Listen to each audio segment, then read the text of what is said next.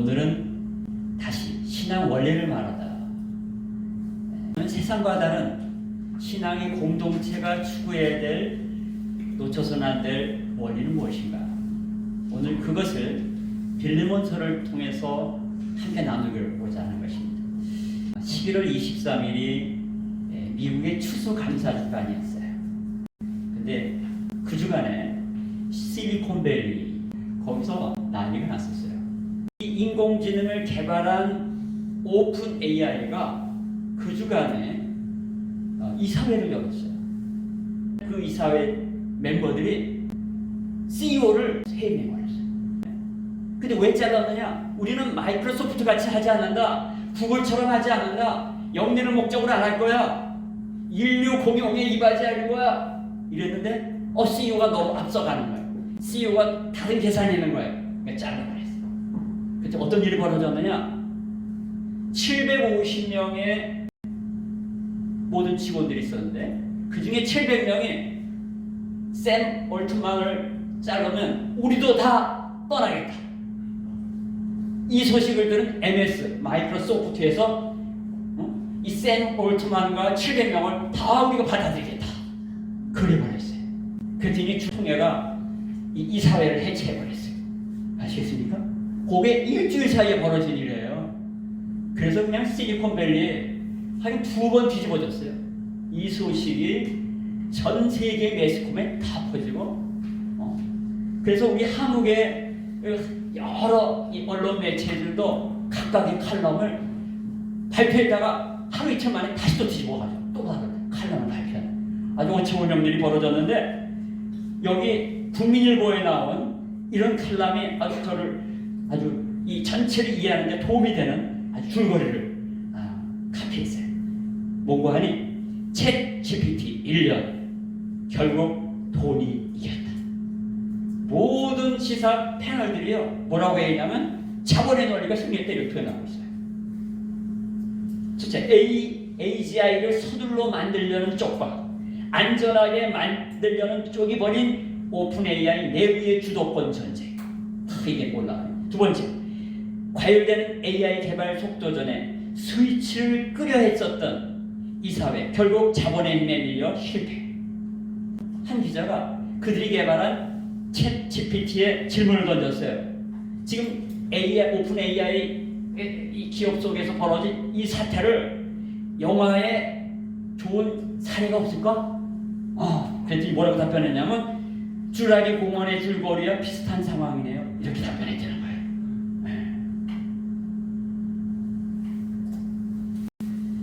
그러면 이런 사태를 보면서 여러분 어떤 느낌이 오세요? 야, 앞으로의 세상이 정말 안심하고 기대를 걸만하다 이런 느낌이 드세요? 아니면 불안하고 걱정이 앞서십니까? 아무리 좋은 의도로 시작해도 하나님의 통치를 벗어난 그런 세상은 우리 골로새서에서 살펴본 것처럼 정사와 권세가 지배하는 세상입니다. 따라서 하나님 없이 인간이 지속적인 정의를 실현하고 인류 공용을 구현한다? 이것은 쉽지 않은 일이에요. 물론 세상의 모든 것이 하나님의 허용 범위 안에 있기 때문에 결국에는 하나님의 예정하심을 따라 역사의 종말을 향해 가도록 되어 있어요. 이것이 사실입니다.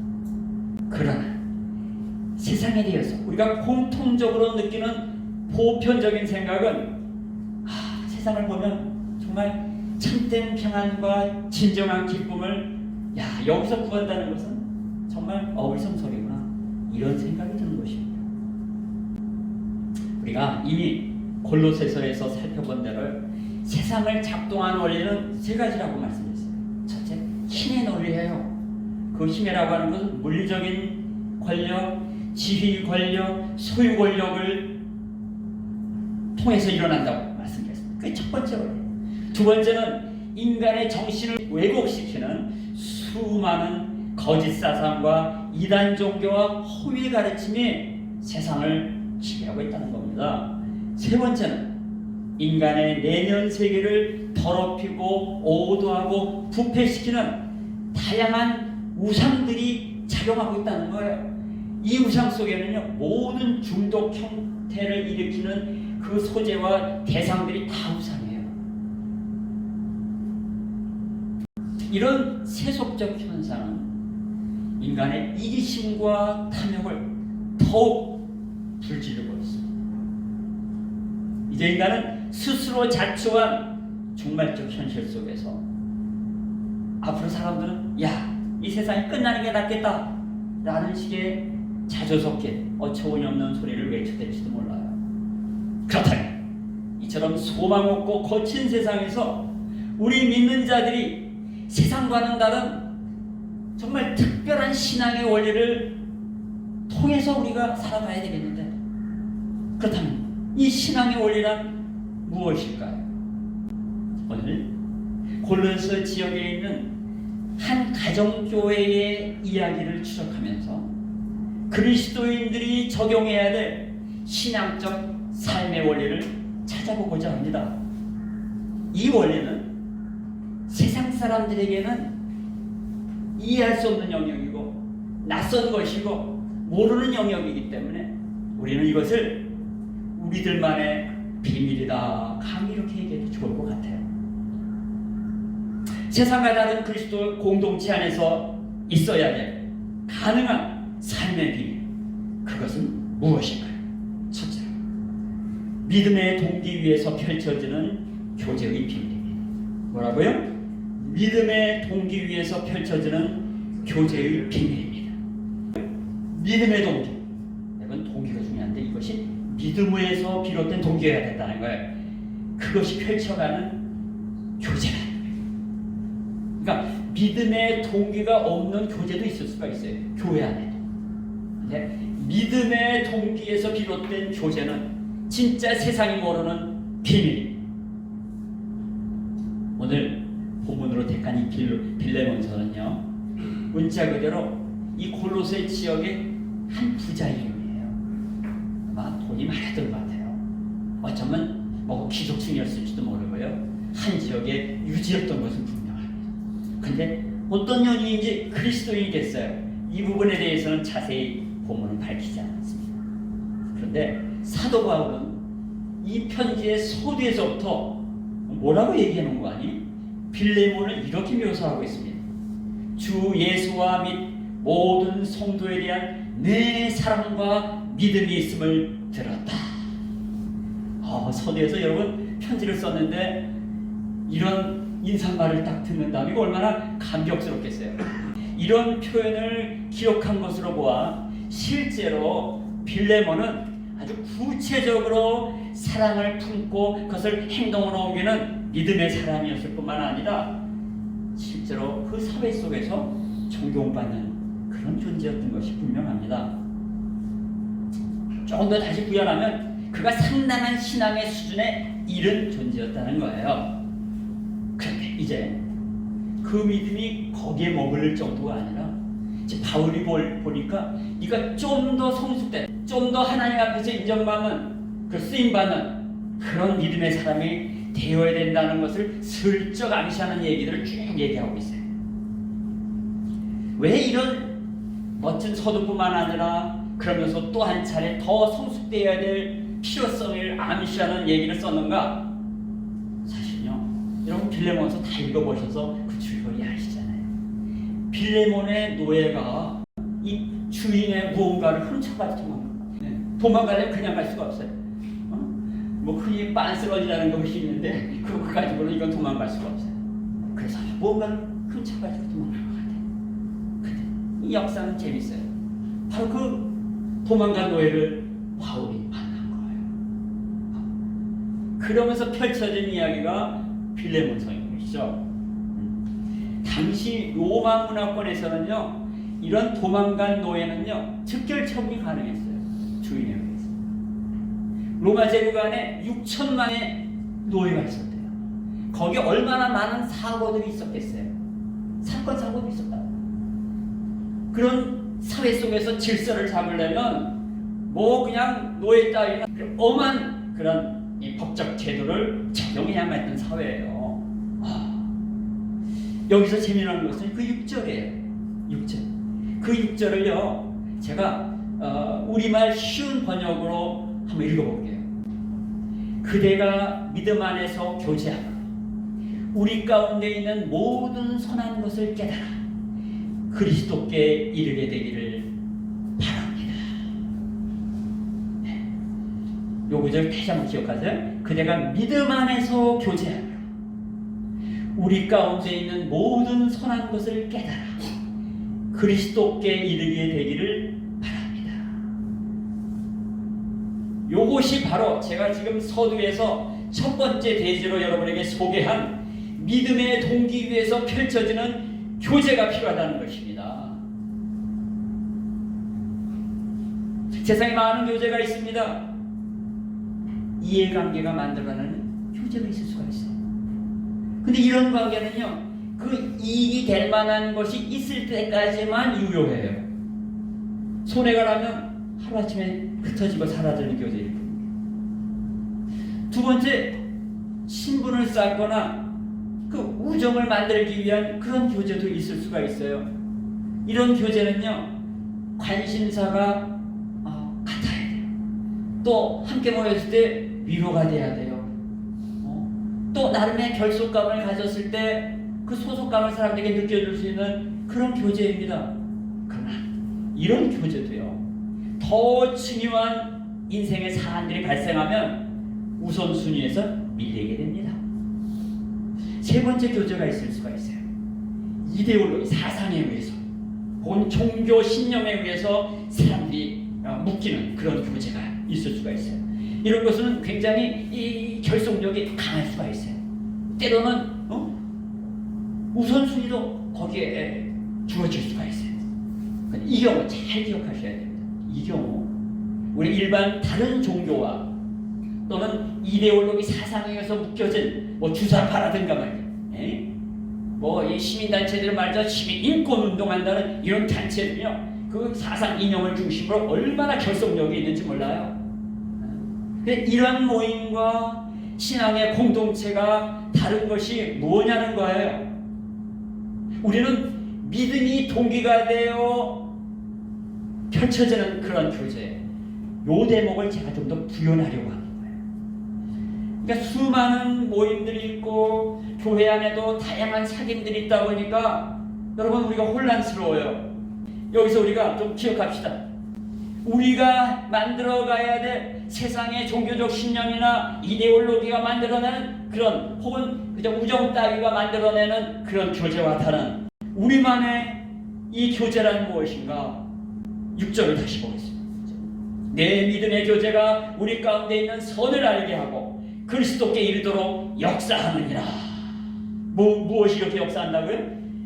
그 믿음의 교제가 이렇게 만든다는 거예요. 여러분, 이 믿음의 교제를 이해시키기 위해서 제가 요한 1서 1장 3절의 구절을 제가 한 번 더 추가해서 여러분과 함께 읽기를 원합니다. 우리 한 목소리로 요 아래 나오죠? 함께 읽겠습니다. 시작. 우리가 보고 들은 바를 너희에게 전하면 너희로 우리와 사귐이 있게 하려 함이니 우리의 사귐은 아버지와 그 아들 예수 그리스도와 더불어 누림이니라. 아멘. 여기서 사귐이 바로 빌로면서 6절에 나오는 교제하고 똑같은 단어예요. 이게 코이노니아예요. 코이노니아예요. 교회는 에클레시아다 이런 표현을 많이 들으셨죠? 네. 근데 그 단어는 신약 성경에 몇 번 안 나와요. 그 배경에 대해서 당시의 초기에 회당과 구별하여 대체할 만한 뭐가 없을까 하다가 당시 헬라권에서 사용하던 에클레시아라는 단어를 일단 썼다는 거예요. 그러나 에클레시아라는 단어가 성경의 교회의 본질을 담아내기에는 부족하다. 정말로 교회가 무엇인가를 반영하는 가장 좋은 성경의 용어는 코이노니아다. 이렇게 얘기합니다. 이게 뭐라고요? 교제라는 단어예요. 여기서 이 요한 1서에서는 이것을 사귐으로 번역했으나 이것은 교제라는 코이노니아예요. 근데 이 코이노니아는 우리 성도 간에 이렇게 하는 교제가 아니라 삼위일체 하나님이 함께 하시는 교제다. 그분 안에서 일어나는 교제라는 거예요. 근데 오늘 이 사도 바울은 빌레몬에게 이 편지하는 가운데 뭐라고 표현하냐면 그냥 교제, 그냥 코이노니아를 얘기하는 게 아니라 믿음의 코이노니아를 얘기합니다. 그러니까 여기는 이 믿음의 대상과 믿음의 내용을 담고 있는 것이에요. 우리는 그냥 믿는 사람들끼리 모여가지고 뭐 신앙적으로 좋은 얘기 하지가 아니라 우리의 코이노니아 속에는 바로 삼위일체 하나님이 함께 하신다는 거예요. 그분을 중심으로 그분 안에서 이루어져야 된다는 거예요. 동시에 이 믿음은요, 그분의 말씀을 따라 그분의 가르침에 근거한 그러한 믿음이에요. 그것을 믿는다는 거예요. 믿음은 막연할 수가 있어요. 추상적인 용어다 보니까 그냥 그거 구체화되지 않으면 상당히 헷갈릴 수가 있어요. 우리가 얘기하는 믿음이라고 하는 것은 믿음은 내지 믿음이 그냥 덮어놓고 믿어, 이것처럼 어수선하고 정확하지 못한 표현이 없어요. 우리는 덮어놓고 믿는 게 아니에요. 열고 성경을 열고 믿어야지. 성경을 덮어놓고 믿으면 안 돼요. 그러면 하나님과 함께하면서 그분의 말씀 가운데서의 교제가 일어납니다. 그런 교제가 일어나다 보면은 선한 것이 무엇인가? 여기서 선은 하나님의 뜻, 하나님이 원하시는 바, 하나님이 이루어가시는 역사와 분리될 수가 없어요. 바로 하나님의 뜻과 역사를 깨달아 바로 그리스도가 원하시는, 그리스도가 기대하시고 그리스도가 열어놓으신 길을 향해 나아갈 수가 있게 된다는 거예요. 그게 바로 오늘 빌레몬서 1장 6절의 그런 가르침인 것입니다. 자, 기억하십시오. 그리스도 안에 있는 교제는, 그 믿음의 교제는 삼위일체 하나님 안에서 그분의 말씀하신, 그분들이 가르쳐 주신 바로 삼위의 계시인 성경에 근거한 교제를 한다. 그 안에서는요, 그 원리 속에서, 그 믿음 속에서 우리는 깨달음이 일어나요. 선을 향해 나아가는 깨달음이 일어나요. 그리고 그것의 궁극점은 바로 그리스도 그 안에 우리가 머물게 되는, 그것을 지향하는 모습이 된다는 거죠. 다시 한번 강조합니다. 우리의 교제는요, 그러저런 그런 사귐이 아니에요. 쇼핑이나 같이 가고 어울려 앉아서 이런저런 주거니 받거니, 뭐 옛날 어른들 같으면 막걸리요, 그래도 교회 사람들 같으면 사이다라도 넣고, 아니면 스타벅스 커피라도 넣고 나누는 그저 잠깐의 쉼이 아니에요. 우리의 교제는 그리스도로 인한 진리의 말씀의 토대 위에서 끊임없이 배워가고 나눠가고 성숙해가는 그런 교제입니다.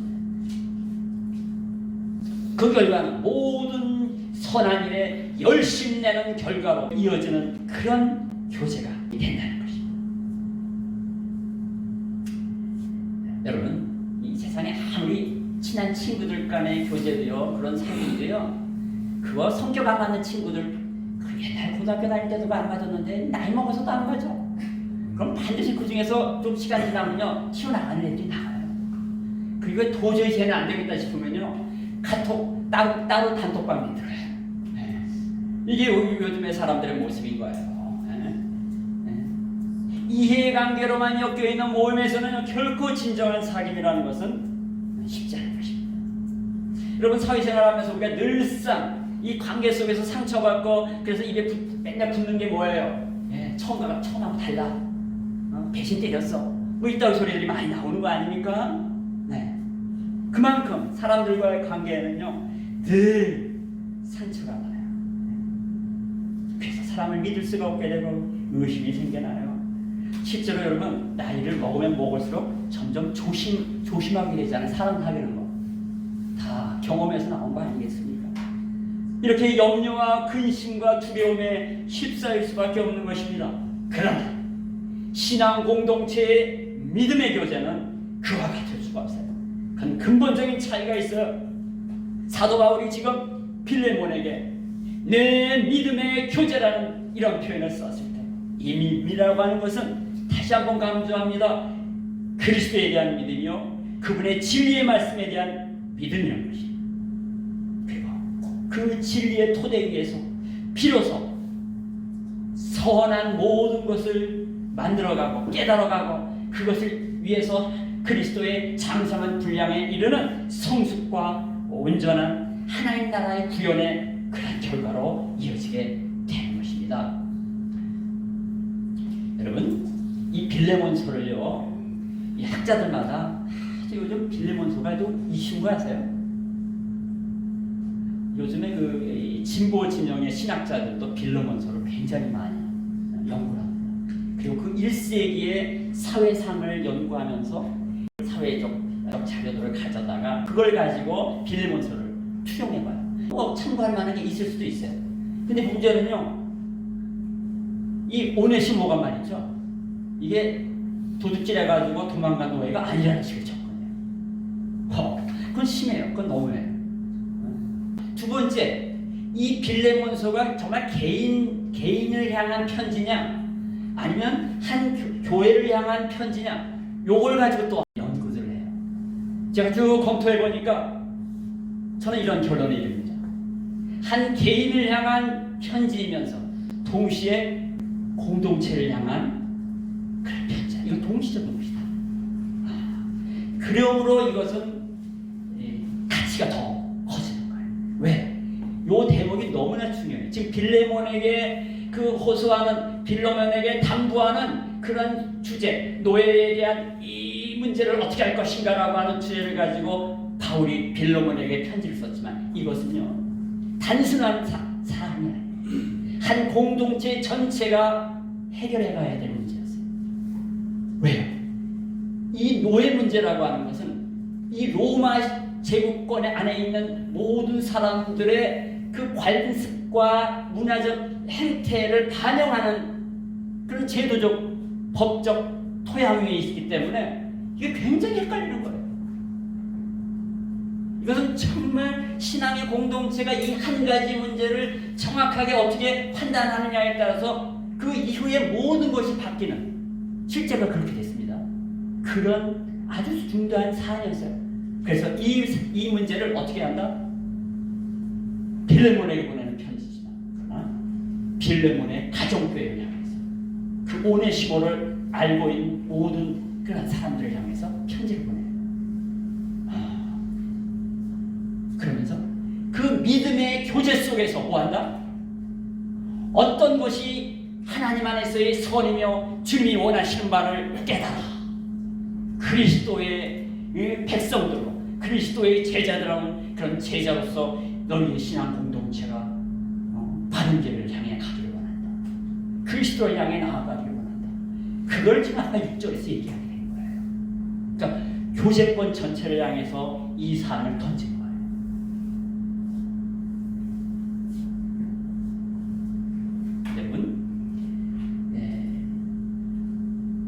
아까 얘기한 오픈 AI 있죠? 거기서 자본의 승리다, 뭐 모든 언론 매체들이 이렇게 결론을 그렇게 내렸는데, 잘 보면 그 앞에 과정에서 어떤 일이 벌어졌냐 하면요, 머릿수에서 낸 거예요. 처음에는 6명의 이사들 중에서 4명이 반대해버려 내쫓았는데 그 CEO를, 나중에는 전체의 직원들 750명 중에서 700명이 그 머릿수를 가지고서 밀어붙인 거예요.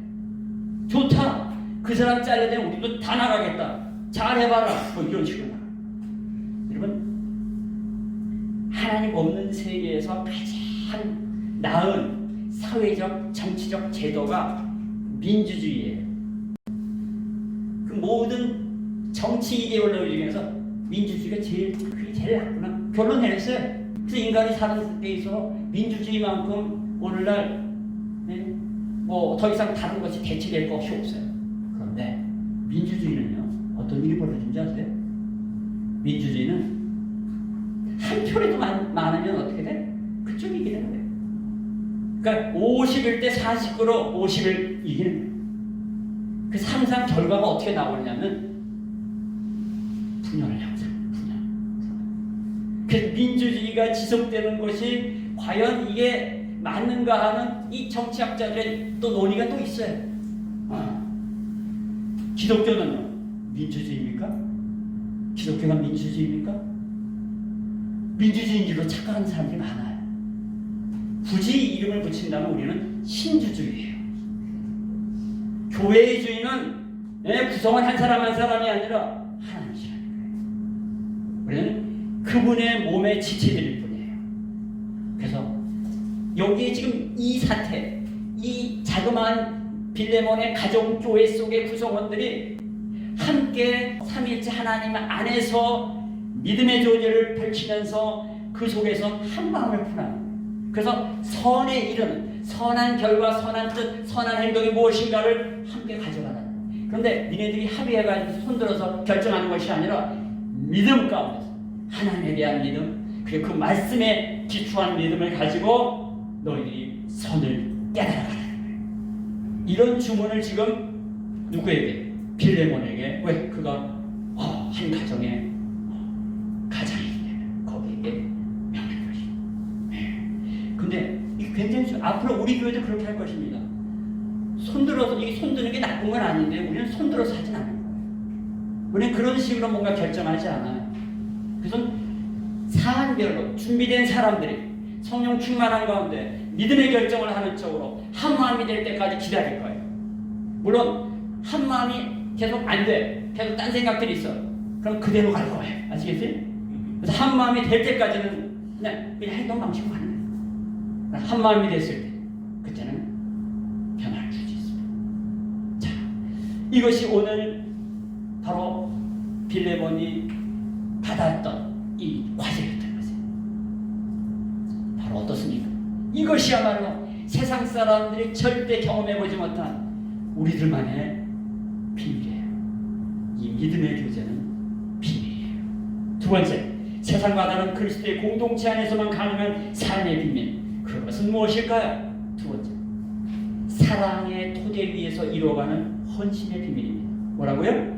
사랑의 토대 위에서 이루어가는 헌신의 비밀입니다. 그냥 사랑! 너무나 익숙하고 너무나 비밀이라는 표현 쓰기에 좀 그렇잖아요. 그래서 본문을 쭉 한번 제가 검토해보니까 사랑의 토대 위에서 이루어가는 그 헌신이 하나의 비밀에 속하는 거구나. 여러분, 이 빌레몬 가정이 있었던 소아시아 지역이라고 하는데 여기는 수많은 문명권이 지나갔던 지역이에요. 그 시점까지 가장 큰 영향을 준 문화권은 헬라 문화예요. 헬라 문화. 왜냐? 로마 제국의 통치를 받았지만 로마 제국은 그 헬라 문화를 그대로 수용했어요. 여러 족족들이 그냥 어느 민족들이 섞여서 하는데 다양한 언어가 있었지만 그래도 공용어가 하나 있었으니 그것이 뭐냐면 헬라어예요. 여러분, 헬라어를 통해서 헬라의 가치와 헬라의 문화적 양상들이 이 소아시아 지역을 덮었습니다. 그런 가운데 이 소아시아적 사람들은 고대 그리스인들이 갖고 있었던, 그들이 추구했던 가치들, 그들이 중요시했던 덕목들을 수용했어요. 여러분, 고대 그리스의 대표적인 철학자는 플라톤 아닙니까? 네. 소크라테스도 이 제자의 플라톤에 의해서 해석된 거예요. 네. 이 플라톤의 영향은 이 계몽주의까지 계속되었어요. 근데 그 플라톤이 어떤 생각을 갖고 있냐면 그의 이상국가론이라고 하는 책에서 이런 얘기를 합니다. 이 사회는 질서가 중요한데 사회에서 어울려 살려니까 질서가 필요하더라고요. 이 질서를 잡으려면 어쩔 수 없이 계급제도가 있어야 된다고 생각합니다. 그리고 계급제도는 그 계급마다 갖는 나름의 덕목 가치가 있다고 봤어요. 그래서 최상위층 지배계층은 여기에는 지혜가 필요하다. 지혜. 이 지혜는 다른 지혜가 아니에요. 이것은 사람들을 지배할 수 있는 지혜예요. 그런 지혜. 두 번째는 군인계급이에요. 군인계급. 힘 있는 사람들이 또한 지배하는데 이들에게 필요한 덕목, 이들이 추구해야 할 것은 뭐냐? 용기라는 거예요. 용기. 두려움을 극복하는 용기라는 거예요. 수많은 전쟁터에서 이걸 이겨내는 용기가 필요하잖아요. 그러면서 그 다음에는 생산그룹이 있어요. 생산그룹.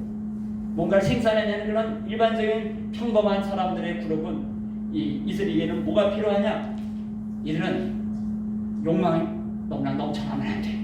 왜? 윗대가리들, 윗계급들이 있는데 계급 상승을 하려고 하는 욕망이 생기면 안 되잖아. 그러니까 그들은 절제가 중요하다. 절제가 중요하다. 물론 이 절제는 상위 계급이나 이 군인 계급이나 거기도 필요하지만 특별히 생산자들에게는 감정을 누를 수 있는, 이 탐욕을 누를 수 있는 절제가 필요하다.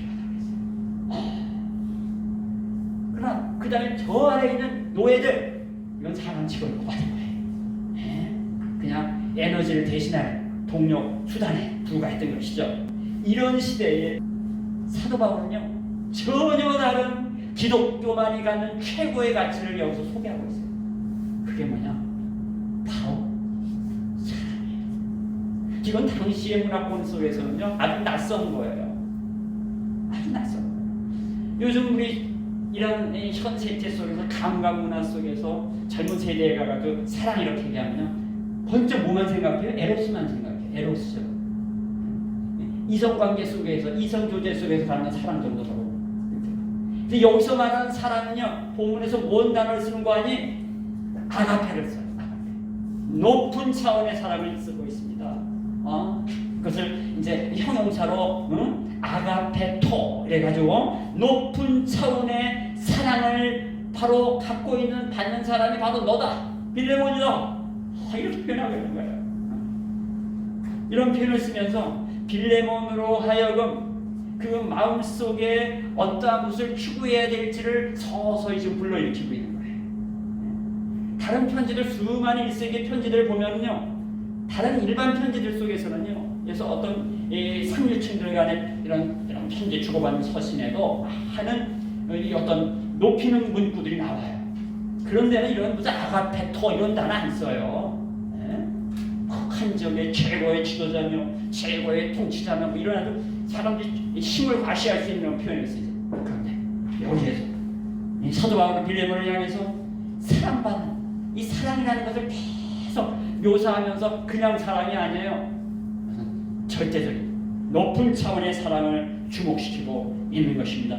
그래서 5절에 주 예수와 및 모든 성도에 대한 너의 사랑, 너의 사랑과 믿음을 내가 알고 있다, 이렇게 얘기하는 겁니다. 7절에도 뭐라고 표현하는가? 7절에 보세요. 형제여 성도들의 마음이 너로 말미암아 평안을 얻었으니 내가 너의 사랑으로 많은 기쁨과 위로를 받았노라. 너의 그 높은 차원의 사랑, 이 사랑은요, 이 문맥의 맥락 속에서 감정적인 것이 아니라는 게 자명합니다.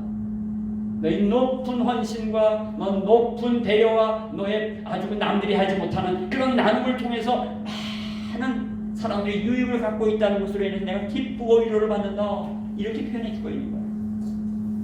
그런데 동시에 바울은요, 계속되는 편지의 내용 속에서요, 나의 사랑, 나도 역시 사랑의 마음으로 너에게 접근하는데 이것은 너 빌레몬을 향해서만 있는 것이 아니라 이것은 또 다른 차원에서의 이러한 누구? 오네시모를 향한 사랑이기도 하다는 것을 반영하는 이런 표현을 씁니다. 8절과 9절 한번 보세요. 우리 8절 9절 한 목소리를 읽을까요? 시작.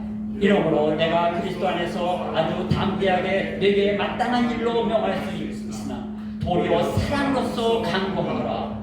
나이가 많은 나 바울은 지금 또 예수 그리스도를 위하여 갇힌 자 되어 갇힌 중에 나온 아들 오네시모를 위하여 내게 간구하노라 하면서 너를 향한 사랑, 또 너가 그렇게 사랑이 많은 것을 감사하면서 동시에 나도 사랑하기 때문에 이런 표현을 너에게 하는 것이다, 이렇게 기억하고 있는 것입니다. 그러니까 빌레몬과 오네시모 모두를 향한 이 바울의 그 사랑의 동기를 여기서 발견해야 합니다. 이 높은 차원의 아가페적 사랑에 기인하고 있음을 아주 집요할 정도로 반복하면서 기독교적 문화 가치 속에 배어 있어야 될 이 사랑의 의미들, 그 실제를 구체적으로 전달하고 있는 것입니다.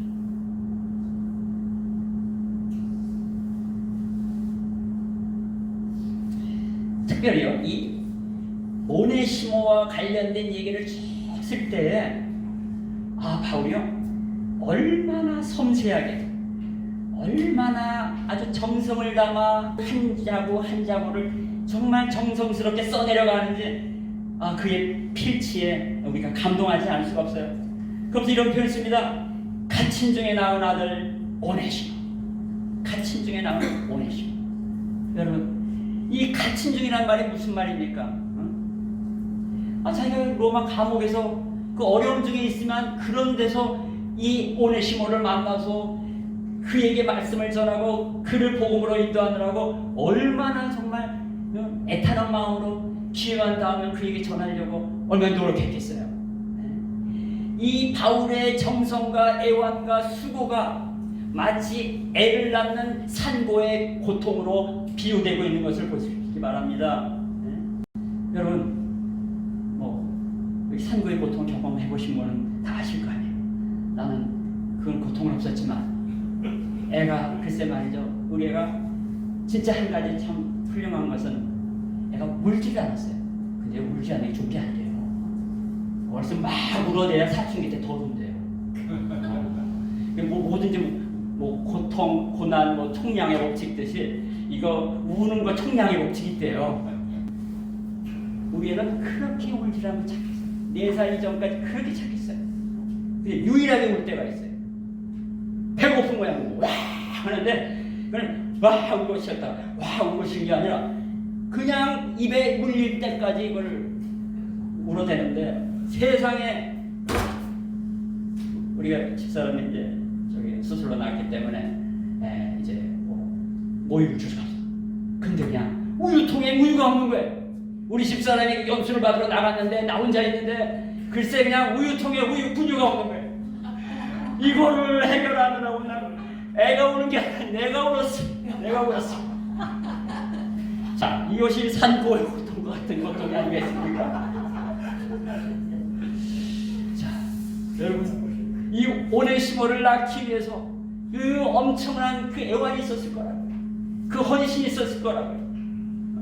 이것을 우리 오늘 사도 바울은 분명히 본문에서 제시하는 거예요. 그러므로 우리가 이 크리스찬 공동체 안에서 나타내야 될 이 삶의 비결이라고 하는 것은요, 사랑의 토대 위에서 이뤄가는 헌신이어야 한다는 거예요.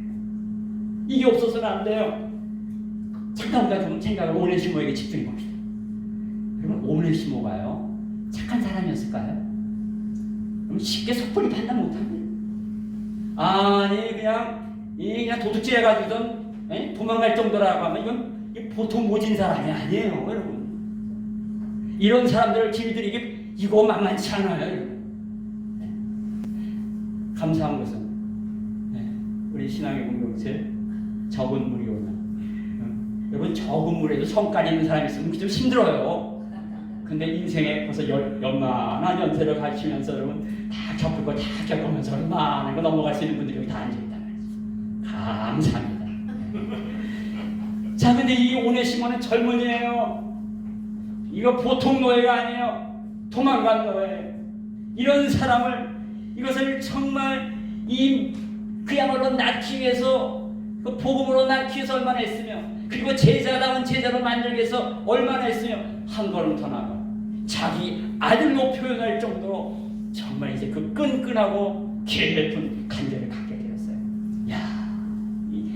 여러분 이 대목을 제가 읽으면서요, 이 대목을 읽으면서 이 고백은 우리가 정말 우리의 신앙 공동체가 깊이 묵상해야 된다. 우리가 한 영혼을 구해내는 이 애환과 수고와 이 헌신이 어떻게 될 것인가라고 하는 것을 우리가 미리 예상하고 주변에 아직도 주님 앞에 아니면 있다가 떠났거나 이런 사람들을 향해서 우리가 시선을 돌려야 돼요. 제가 그래서 지난 일주일 동안에요, 이 본문을 준비하고 설교를 마무리하면서 제가 결심한 게 있어요. 그 결심이 무엇이냐? 아직은 안 밝혀요. 근데 이제 2024년에 이것은 여러분을 향한 약간의 나름의 모범이기도 하고 내가 먼저 실천해야 되겠다.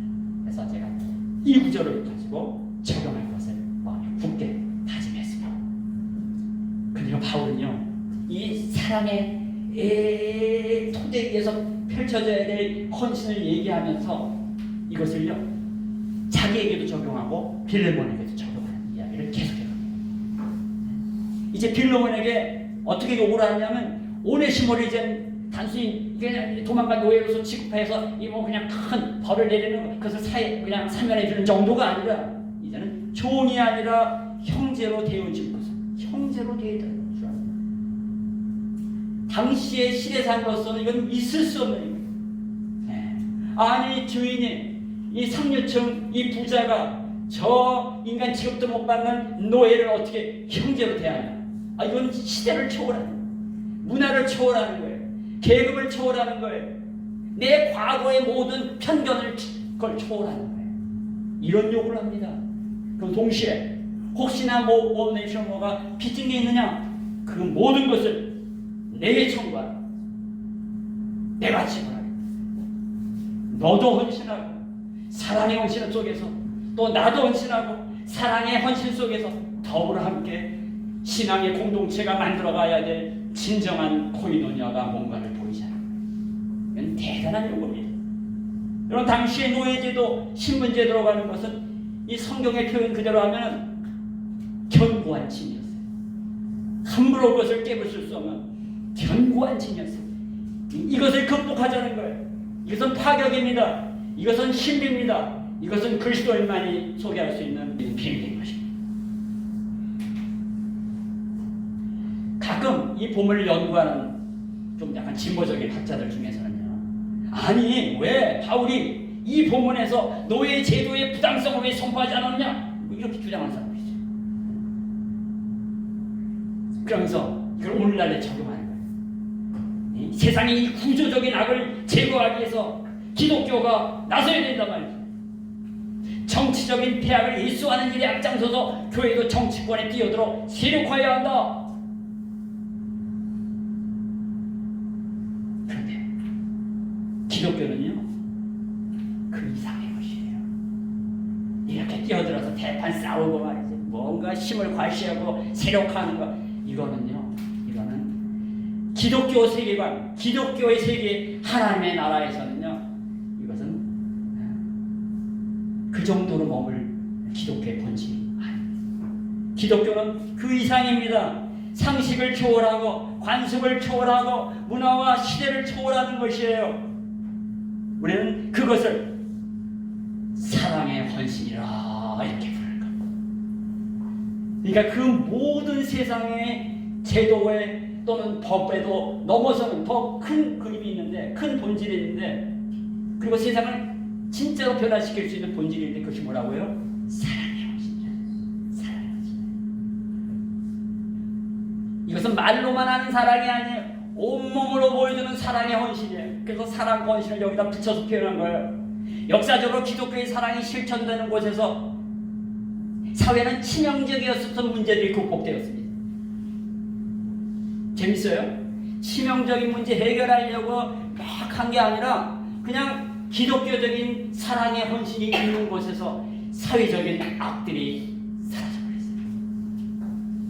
치명적인 문제와 싸운 것이 아니라 그냥 사랑을 실천함으로 그런 문제들이 사라졌다는 것입니다. 마치 빛이 나타나면 어둠이 사라집니다. 우리가 빛으로 살고 사랑으로 실천하면 그냥 어둠과 증오는 사라지게만 되는 거예요. 사랑에서 비롯된 헌신만이 이 혼란한 세상에서 우리가 승리할 수 있는 유일한 원리고 비밀입니다. 세상과 다른 그리스도의 공동체 안에서 가능한 삶의 비밀, 그것은 무엇인가요?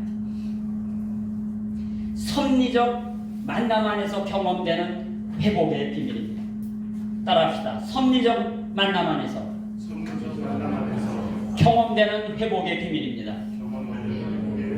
네, 여기 섭리적 만남의 밑줄 차, 그다음에 회복에 대한 밑줄 차. 당시 로마 시인구가요, 100만이었대요. 100만이었대요. 아니 어떤 사람은 150만이었까지 되냐. 근데요, 노예가 무언가를 훔쳐서 주인으로부터 탈출해가지고 도망갔을 때 어떻게 하는 게 제일 그래도 자기가 살아남는 길일까요? 성경 연구자들이 왜 오네시모가 왜 로마로 갔느냐? 그 단서라는 거예요. 그게 거기에 단서라는 거예요. 왜? 수많은 사람들이 묻히는 게 낫잖아요. 전혀 나를 알아보지 못할 먼 곳, 굉장히 멀어요. 지금 소아시아에서 로마는 당시로서는 먼 데입니다. 먼 곳, 그것도 이 사람이 많은 곳으로 그냥 들어가 버리면, 그래서 그래요. 살아남을 수 있지 않겠어요. 그래서 피했다는 거예요. 자, 그런데 이 로마에서 만난 아주 중요한 이 만남이 극적으로 일어나죠. 그 첫 번째 만남이 무엇입니까? 바로 바울과의 만남이에요. 여기 지금 세 개의 만남이 있는데 그 첫 번째가 무슨 만남이냐면 바울과의 만남. 어떤 이유인지 오네시모가 로마의 감옥에 갇힌 건지 아니면 그 감옥과 관련된 일을 한 건지 하여간 바울을 만나게 됩니다. 이때 바울은 이렇게 얘기합니다. 내가 갇힌 중에 나온 아들. 바로 이 표현을 추정했을 때 오네시모도 이 감옥에 함께 갇혔을 가능성이 조금 더 높을 것이다 라고 학자들 하는 것이죠. 그런데 어쨌거나 하여간 이 로마의 감옥에서 이 오네시모는 바울을 만났어요. 그래서 극적인 만남에 이런 만남을 가리켜서 우리는 하나님의 섭리다 이렇게 얘기합니다. 하나님의 섭리. 여러분의 인생 속에 하나님의 섭리를 느낄 만한 그런 만남들이 있나요? 저와 여러분과의 만남들이 이 하나님의 섭리 가운데서 이루어질 만남이라는 느낌이 안 드세요?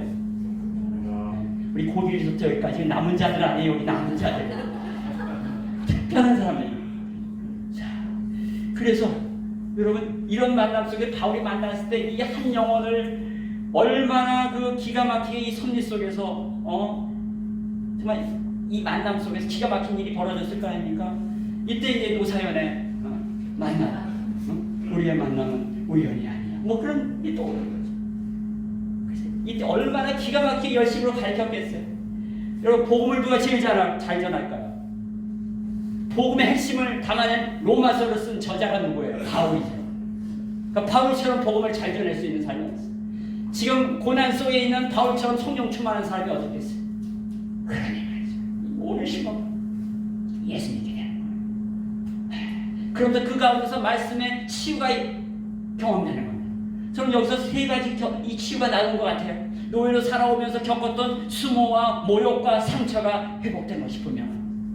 도망자 신세로 숨어 지내면서 경험했었던 모든 두려움과 불안과 염려의 마음들이 치유됐을 것입니다. 이제는 바울을 아버지로 모시고 새로운 관계 속에서 내적 외적인 모든 정신 상태가 온전함을 입어가는 그런 놀라운 체험을 했을 것입니다. 여러분, 하나님의 섭리적인 만남은 우리들을 회복시키십니다. 이 회복의 역사 속에 하나님의 은혜를 경험하는 저와 여러분 되기를 소원합니다. 제가 대학생 시절에 초등학교 때, 중학교 때 다 열심히 고등학교 때 새벽기도를 다녔던 애니 얼마나 대학생이 됐을 때 열심으로 그냥 뭔가 사역하려고 했겠어요. 뭐 한 3개, 4개를 했어요. 주일날 촘촘히 사역이 펼쳐져요. 가장 소중히 여겼었던 게 청소년 중학교 아이들을 가르치는 거예요. 근데 여러 교사들이 팀을 짜서 이제 가르치는데 나는 3년을 가르쳤는데 항상 3명이에요. 늘어나지도 않아. 그래서 늘 3명인데 한 명이 사고가 당해가지고 유고가 생기니까 또 한 명이 안 돼. 그래 그때 또 3명이 됐어요. 근데 그 3명 중에 하나는 정말 집중을 안 한 애가 있었어요. 또 한 애는 좀 그야말로 집중을 하는 것도 아니라 쓸데없는 얘기를 자꾸만 질문을 하는 이 본론과 관계없는 애가 있어요. 근데 하나는 그냥 얌전하게 있어요. 내가 얼마나 이 듣지도 않는 3명 중에 2명을 놔두고 1명을 향해서 열심히 소리 질러가면서 지금같이 열심히 설교를 했는지 내 친구 하나가 있어요. 아주 나랑 동기들이 몇 명 있었는데 걔네들이 이제 전체 총무를 했어요. 전체 출석 확인하면서 쭉 다니고 끝나고 나면 맨날 그래. 네 소리밖에 안 들린다. 오 예배당 많이 했는데 네 소리밖에 안 들린다. 그래서 저는 소리 질러 했어요. 27년 후에 고해가 그 교회의 담임 목사가 돼요. 그리고 고해가 지금은 대전 침례신학대학교의 조직신학 교수예요. 고해가 물론 지금은 애라 그러면 안 되지. 50대 후반이 됐는데 지난 4월에 우리 학교에 알렌 총장을 모시고 갔을 때 어떻게 나를 도와주려고 그냥 나와가지고 그냥 뭐 필요하세요 뭐 어쩌 하는지 아니 지금 그 50대 후반에 조직신학 교수가 내가 왔다고 그걸 도와주려고 하는데 제가 어땠겠어요? 오네시모로 인한 바울의 그 위로와 같은 그 위로를 내가 받은 거예요. 한 영혼을 향해 여러분 집중하시기 바랍니다. 그 제가 어린 시절부터 훈련되었던 그 마음을 가지고 내년부터 제가 다시 또 나서려고 해요. 개봉박도. 여러분, 두 번째 이야기로 넘어갑시다. 오네시모에게 두 번째 만남이 찾아왔어요. 이 만남은 아주 당황스러운 만남이에요. 이 만남은 정말 안 만났으면 좋을 뻔했던 만남, 에바브라와의 만남이에요. 그럼 이 에바브라가 누구냐? 바로 그 골로새 교회를 세우는데 핵심적인 역할을 했었던 그런 인물입니다. 에바브라는 지금 골로새 교회와 그 주변 지역의 모든 신앙 가족을 빠삭하게 알아요. 오네시모의 사건에 대해서도 그는 너무나 잘 알고 있었을 것이에요. 근데 지금 이 소아시아죠, 특히 골로새 주변의 모든 교회들의 이런 여러 가지 이 소식을 갖고 바울을 찾아온 거예요.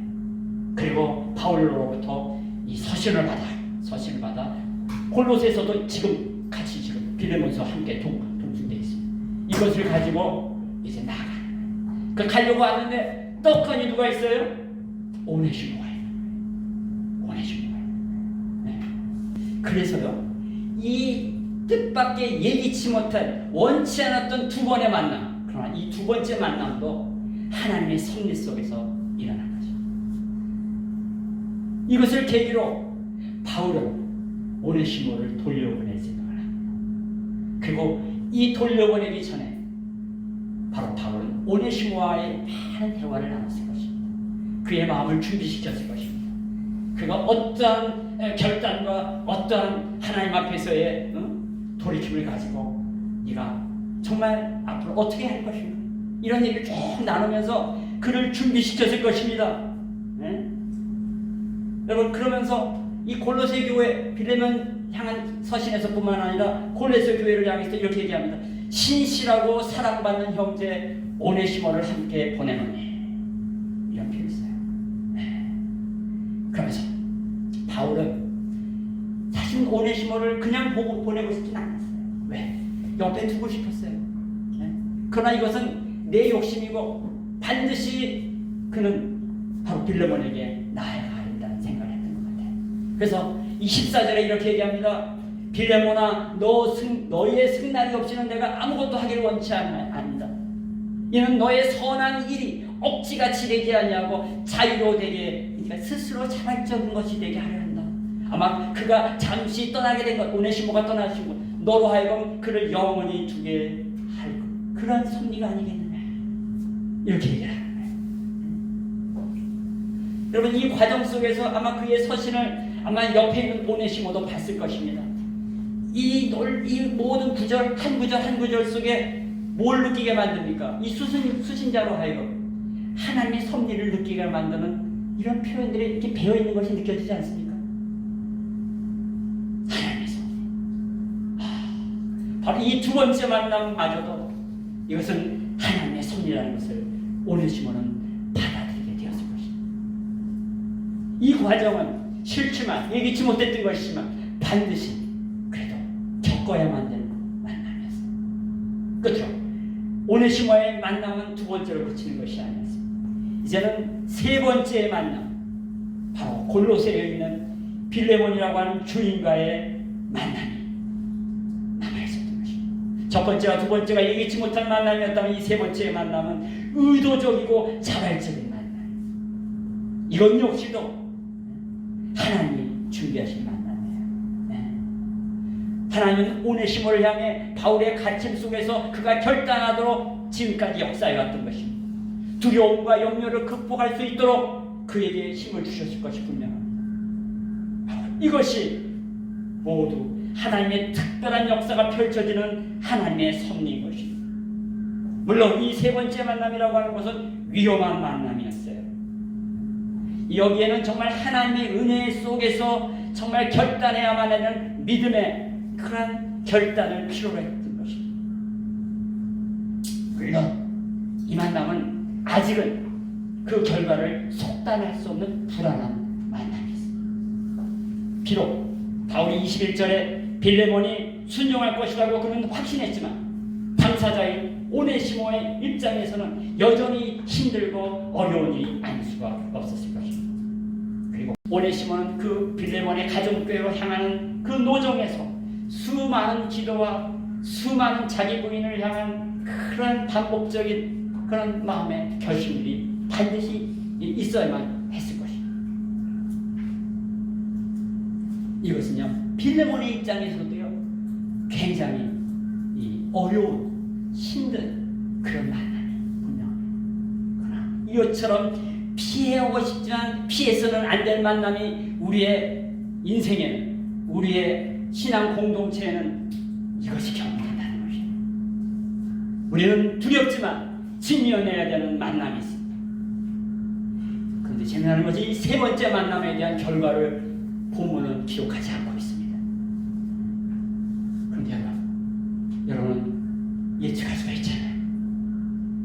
이 빌레몬서가 마지막 결과가 어땠는지는 기록하지 않았지만, 그러나 성경에 채택되어 있다는 것만으로도 이 결과가 해피엔딩이었을 거로 예측할 수 있지 않겠습니까? 여러분, 1세기의 사도들에 이어서 교회를 인도에 갔던 인물들을 가리켜서 속사도교부라고, 그 속사도교부 중에 이그나티우스라고 하는 인물이 있어요. 그분이 에베소 교회에 보낸 편지에서, 이건 옆에 교회입니다. 에베소 교회에 보낸 편지에서 이런 내용을 적고 있어요. 1세기 분이에요. 그 에베소 교회의 이 교인들을 향해 이 안디옥의 감독 이그나티우스가 아주 멋진 추천의 글을 적어 보냅니다. 여러분이 예수 그리스도의 본을 받아 그분을 사랑하며 그분을 본받기를 기원합니다. 여러분은 그분을 감독으로 모실 만한 자격이 있는 분들입니다. 여러분의 감독이 된 그분은 축복스러운 분이기 때문입니다. 이런 글을 서신에 기록했어요. 근데 이때 바로 그분이 오네시모라는 거예요. 여러분, 이 오네시모는 디모데에 이어서 이 중요한 에베소 교회의 감독이 됩니다. 얼마나 멋진 이야기입니까? 4세기에 이 히에로니무스, 제롬이라고 표현하는 이 교부는요, 훗날 이 오네시모가 바울처럼 로마에서 순교했다라고 기록을 합니다. 도망자 노예가 1세기 주요 교회의 감독이 되었다고 하는 것은 실로 이것은 기독교 역사 속에서만 가능한, 하나님의 섭리 속에서만 가능한 신비 중에 신비입니다. 실로 이것은 하나님의 섭리적인 만남 속에서 완전한 회복을 통해서만 가능한 신비입니다. 우리도 하나님이 베푸신 성적 만남 가운데 회복과 성숙의 역사를 경험해 가시는 저와 여러분 되시기를 축원합니다. 기도합시다. 존귀하신 아버지 하나님 감사합니다. 우리 안에서 믿음의 아름다운 교제가, 사랑의 아름다운 헌신들이 무엇보다도 하나님이 섭리하셔서 일어나가는 모든 만남 속에 회복의 역사가 계속될 수 있도록 도와주시옵소서. 우리 주님 예수 그리스도 이름으로 기도합니다.